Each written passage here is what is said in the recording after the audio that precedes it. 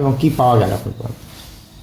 আজকে अराउंड 11:10 11:20 মধ্যে আর একটা খবর হয়েছিল কি একটা 7 বছরের মেয়েকে কিডন্যাপ করে নিয়েছে। তারপরে পুলিশ ওখানে পৌঁছেছে। তারপরে ওখানে যে প্রাইমারি আইডেন্টিফাইবল পয়েন্টস আছে যে আর যে বাবাকে জিজ্ঞাসাবাদ করা হয়েছে, যে যার থেকে কিছু ক্লু আমরা পেয়েছিলাম কি একটা বাইক আছে পালসার 220 পসিবলি অ্যান্ড কোনো নাম্বার প্লেট নেই। আর যে অ্যাকিউজ আছে ওর কিছু ডিসক্রিপশন আমরা পেয়েছি। আর যে সার্ভাইভার গার্ল আছে ওর কি ওয়ারিং অ্যাপারেলস আছে আর ওর ফটো, এটা নিয়ে আর ফাদার কিছু ডিটেলস তখন কিছু ডিটেলস দিতে পারছিল না।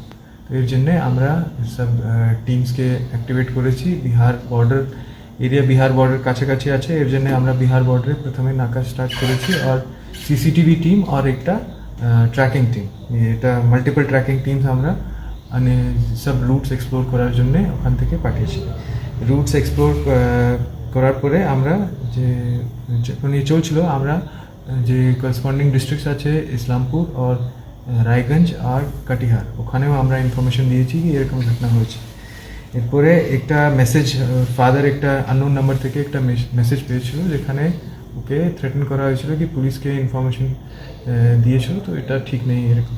তো তারপরে আমরা ওটাকে ট্র্যাক করে ট্র্যাক স্টার্ট করেছি। তারপরে আমরা কিছু লিডস পেয়েছি যেখানে সুন্দরবন ডিস্ট্রিক্টের একটা বিজনেসম্যান ছিল, ওর সঙ্গে কিছু যে নাম্বার থেকে কন্ট্যাক্ট করা হয়েছে ওর সঙ্গে কিছু কানেকশন আমরা পেয়েছিলাম। তো ওটা আমরা এক্সপ্লোর করছিলাম আর তারপরে লোকেশন ট্র্যাকিং স্টার্ট হয়েছে ওখান থেকে।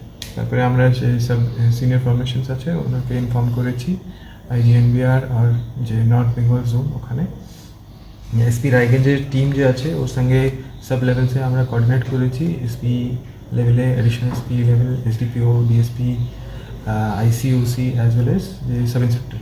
তার এর জন্যে আমরা খুব ভালো একটা টিম করে কাজ করতে পেরেছি। যে আপডেটস হচ্ছিল ওটা আমরা ওখানেও দিয়েছি। একটা ফোন হয়েছিল যেখানে আমরা একটা মতলব যে মেয়ের সঙ্গে কথা হয়েছিল বাবার, তো ওখানে কিছু উইন্ড নয়েজ আমরা পেয়েছিলাম, এর জন্য আমরা কনফার্ম হয়েছিলাম কি এখনও বাইকে আছে আর হয়তো যে এখানে কোনো ডাইভার্জন থার্ড পার্সন ইনভলভ নেই, যে টিম নিয়ে গেছে ওর সঙ্গেই কথা হচ্ছে। তো এর জন্যে আমরা কনফার্ম হয়েছিলাম কি আমাকে এই টিমকেই টার্গেট করতে হবে।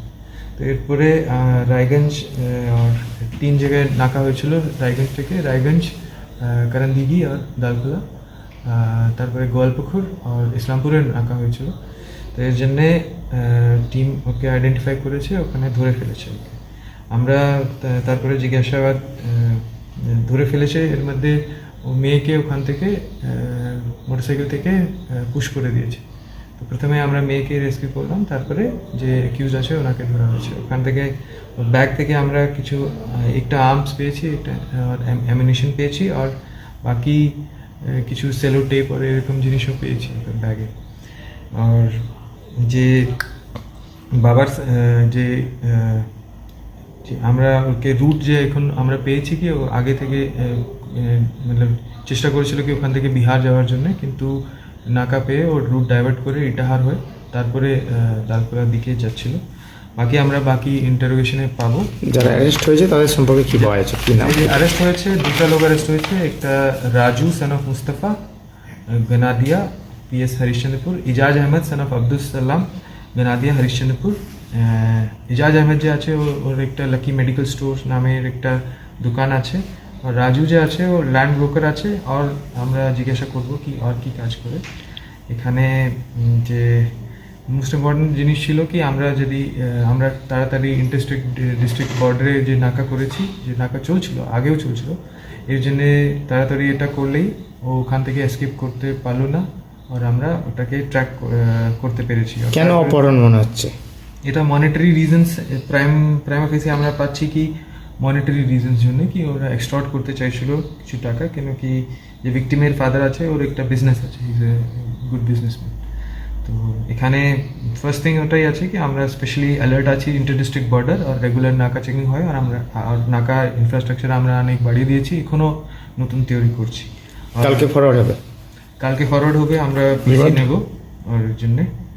और আমরা मतलब अराउंड 410 আমরা রিকভারি मतलब মেয়েকে রিকভারি করতে পেরেছি তো within 4 hours we could because of the great coordination between all the units আমরা 4 ঘন্টার মধ্যে অলমোস্ট রিকভারি 4.5 ঘন্টার মধ্যে করতে পেরেছি